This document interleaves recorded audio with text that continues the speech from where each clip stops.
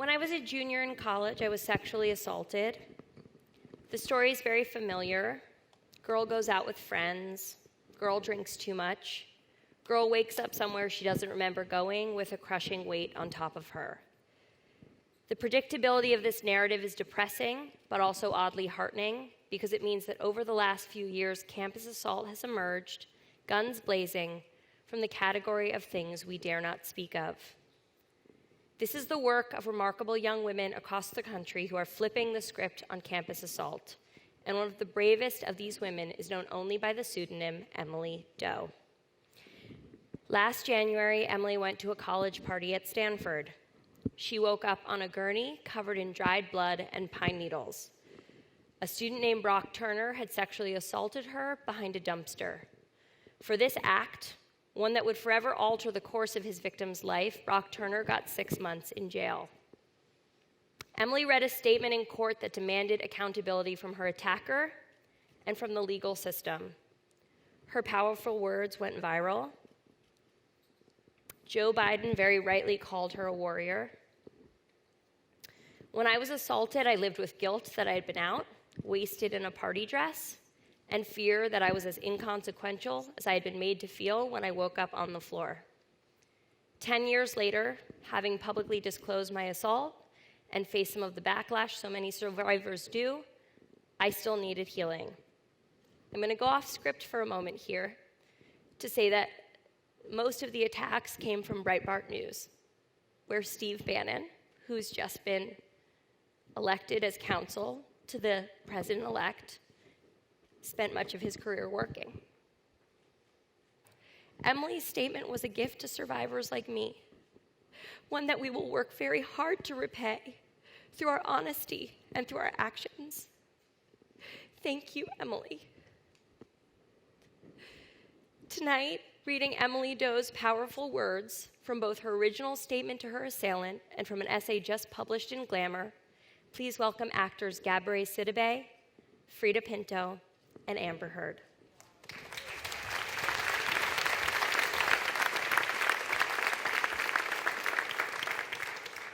You don't know me, but you've been inside me. And that's why we're here today. January 17th, 2015 was a quiet Saturday night at home. My dad made some dinner, and I sat at the table with my younger sister, who was visiting for the weekend. I planned to stay at home by myself while she went to a party with her friends. Then I decided I had nothing better to do, so why not? There's a dumb party 10 minutes from my house. I would go, dance like a fool, and embarrass my younger sister. The next thing I remember, I woke up on a gurney in a hallway. A deputy explained to me that I had been assaulted. For now, I should go back home and try my best to move forward with my life. Imagine stepping back out into the world knowing just this information. I was at work, scrolling through the news on my phone, and came across an article. I read and learned for the first time about how I was found unconscious. With my hair disheveled. Long necklace wrapped around my neck. Bra pulled out of my dress. Dress pulled off over my shoulders and pulled up above my waist. That I was butt naked, with my legs spread out. I had been penetrated by a foreign object by someone I did not recognize. In the next paragraph, I read something I will never forgive. I read that, according to him, I liked it. Sometimes I think, if I hadn't gone, then none of this would have ever happened. But then I realized it would have happened, just to somebody else. I was not only told that I was assaulted, I was told that because I couldn't remember, I technically could not prove it unwanted. And that distorted me, damaged me, almost broke me. Worst of all, I was warned. Because he now knows you don't remember, he is going to get to write the script. He can say whatever he wants and no one can contest it. But in the end, his unsupported statements and his attorney's twisted logic fooled no one. The truth won. The truth spoke for itself. You are guilty. You have been convicted of violating me intentionally, forcibly, sexually, with malicious intent. And all you can admit to is consuming alcohol. Do not talk about the sad way your life was upturned because alcohol made you do bad things. Figure out how to take responsibility for your own conduct. You took away my mouth, my privacy, my energy, my time, my safety, my intimacy, my confidence, my own voice. Until today. I want to say thank you to everyone from the intern who made me oatmeal when I woke up in the hospital that morning, to the deputy who waited beside me, to the detective who listened to me and never judged me, to my incredible parents who teach me how to turn pain into strength, to my grandma who snuck chocolate into the courtroom to give to me, to my unconquerable sister, who is the other half of my heart. Most importantly, thank you to the two men who saved me, who I have yet to meet.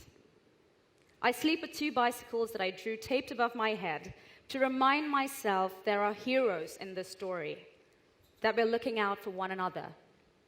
To have known all these people, to have felt their protection and love, is something I will never forget.